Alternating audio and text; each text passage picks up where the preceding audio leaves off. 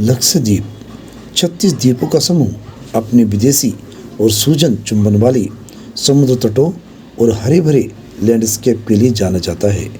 मलयालम और संस्कृत में लक्षद्वीप का नाम 1,00,000 द्वीप है।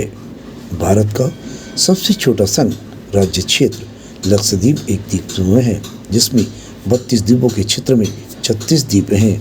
ये एक यूनी जिला संघ राज्य क्षेत्र है और इसमें 12 एटोल, 3 द्वीप, 5 जलमग्न बैंक और 10 बसे हुए द्वीप हैं। द्वीपों में 32 वर्ग किलोमीटर शामिल हैं। राजधानी करवत्ती है और ये यूटी के प्रमुख शहर भी हैं। सभी द्वीपों को केरल के तटीय शहर कोच्चि से 220 से 440 किलोमीटर दूर पन्ना अरब सागर में स्थित है। प्राकृतिक परिदृश्य रेतीले समुद्र तट, वनस्पतियों और जीवों की बहुतायत और एक जल्दी से जीवन शैली की अनुपस्थिति में लक्षद्वीप की मिस्टिक को बढ़ाती है। द्वीप अच्छी तरह से कोच्चि से नियमित उड़ानों से जुड़ा हुआ है। हेलीकॉप्टर हस्तांतरण पूरे साल अगाती से कवारती तक उपलब्ध है। लक्षद्वीप में एक उष्णकटिबंधीय जलवायु है और इसका औसत तापमान 27 डिग्री सेल्सियस 32 डिग्री सेल्सियस है।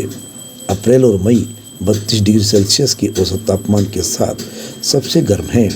आमतौर पर जलवायु नम और सुखद है चूँकि मानसून के दौरान जलवायु उचित है। जहाज आधारित पर्यटन बंद है। अक्टूबर से मार्च तक द्वीपों पर रहने का आदर्श समय है। जून से अक्टूबर तक दक्षिण पश्चिम मानसून 10 से 40 मिलीमीटर की औसत वर्षा के साथ सक्रिय है। सापेक्ष आर्द्रता 70 से 75 डिग्री है। दक्षिण से उत्तर में वार्षिक वर्षा घट जाती है। औसतन वर्ष में 80-90 दिन बरसात होते हैं। अक्टूबर से मार्च तक हवाएं हल्के होते हैं। लक्षद्वीप का प्रारंभिक इतिहास अलिखित है। इतिहास के लिए अब जो गुजरता है वे विभिन्न किंवदंतियों पर आधारित है। स्थानीय परंपराओं ने केरल के अंतिम राजा चेरमन पेरुमल की अवधि के लिए इन द्वीपों पर पहले निपटान का उल्लेख किया है। ऐसा माना जाता है कि कुछ अरब व्यापारियों के इशारे पर इस्लाम के धर्मांतरण के बाद वे अपनी राजधानी क्रेंगानोर से निकल पड़े।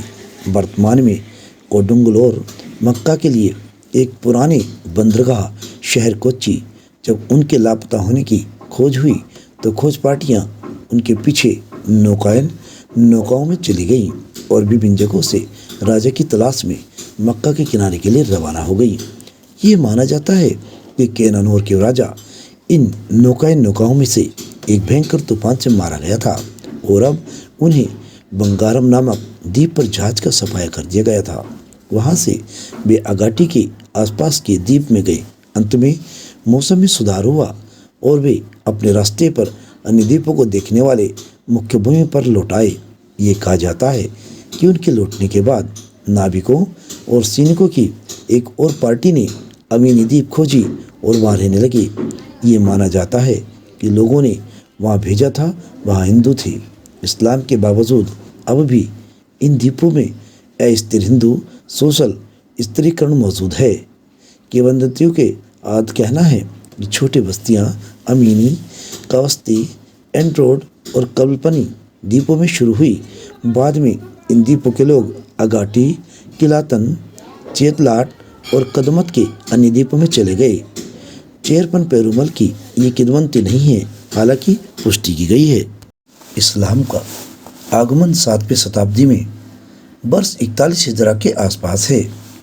ये सार्वभौमिक रूप से माना जाता है कि मक्का में प्रार्थना करते समय एक सेंट उबैदुल्लाह सो गया। उन्होंने सपना देखा कि पैगंबर मोहम्मद साहब ने उसे जेद्दा में जाने के लिए और दूर से दूर जाने के लिए कहा।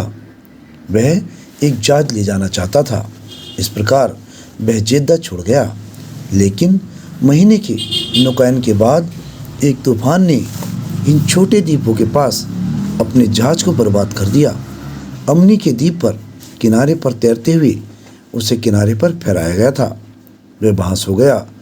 लेकिन फिर से पैगंबर का सपना देखा कि उस द्वीप में इस्लाम का प्रचार करने के लिए वह चाहिए। उबैदुल्लाह ने ऐसा करना शुरू कर दिया। लेकिन इस द्वीप के मुखिया को गुस्सा आया और उन्होंने एक बार में अपने नगर से उसे बाहर जाने का आदेश दिया। सेंट उबैदुल्ला खड़ा था। इस बीच एक जवान औरत उसके साथ प्यार में गिर गई।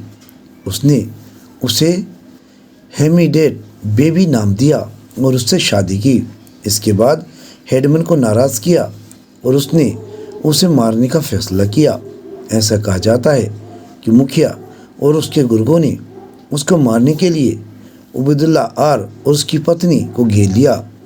एक बार सेंट उबैदुल्ला ने सर्वशक्तिमान को बुलाया और लोगों ने अंधा कर मारा।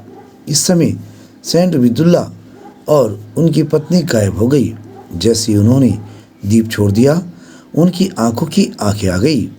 अमीनी सेंट उबैदुल्ला ने एंड्रोस पहुँचे, जहां उन्हें इसी तरह के विरोध का सामना करना पड़ा, लेकिन अंततः उन्हें परिवर्तित करने में सफल हुए। इस्लाम से लोग वे अगला अन्य द्वीपों में गया और सफलतापूर्वक इस्लाम का प्रचार करने लगा और एंड्रोस लौट गया, जहां वे मर गया और दफनाया गया।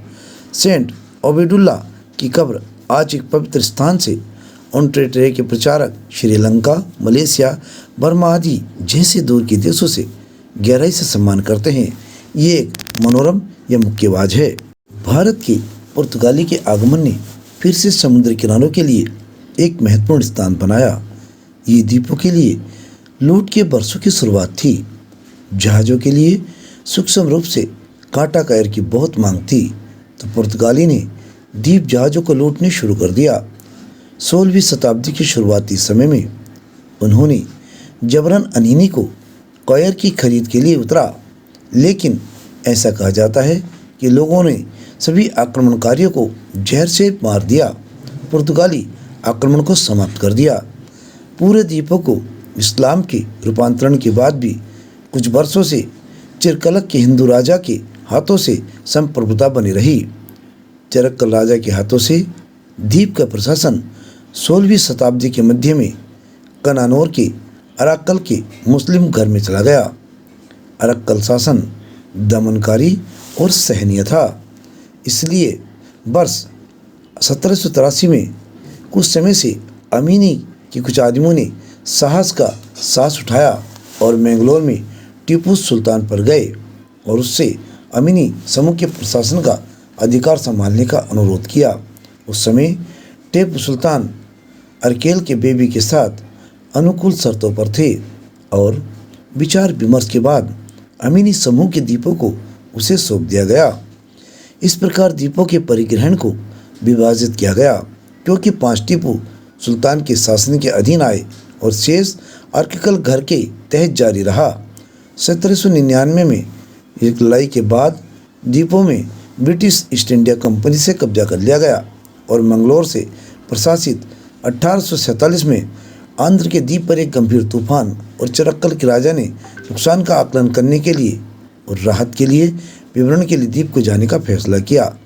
ईस्ट इंडिया कंपनी के एक अधिकारी सर विलियम रॉबिन्स ने उनके साथ जाने के लिए स्वेच्छा से अपना मन बनाया। एंड्रोस तक पहुंचने पर राजा को लोगों की सभी मांगों को पूरा करना मुश्किल हो गया। सर विलियम ने राजा ऋण के रूप में मदद की पेशकश की। ये स्वीकार किया गया था। वे व्यवस्था लगभग 4 साल तक जारी रही, लेकिन जब ब्याज बढ़ाना शुरू हो गया तो अंग्रेजी ने राजा से उसको लौटने के लिए कहा जो वो चाहते थे। हमसे जुड़े रहने के लिए हमारे चैनल को सब्सक्राइब करना ना भूलें। साइड वाला लाल बटन जरूर दबाएं।